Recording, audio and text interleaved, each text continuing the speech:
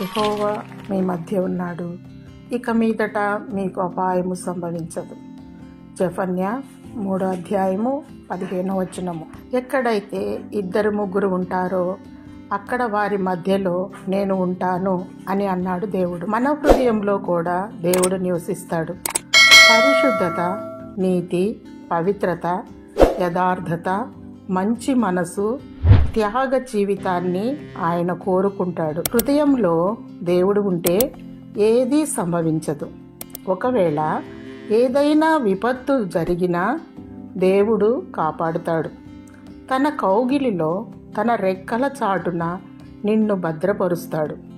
ఏ అపాయము, కీడు సంభవించకుండా దేవుడు నిన్ను నిత్యము కాపాడునుగాక.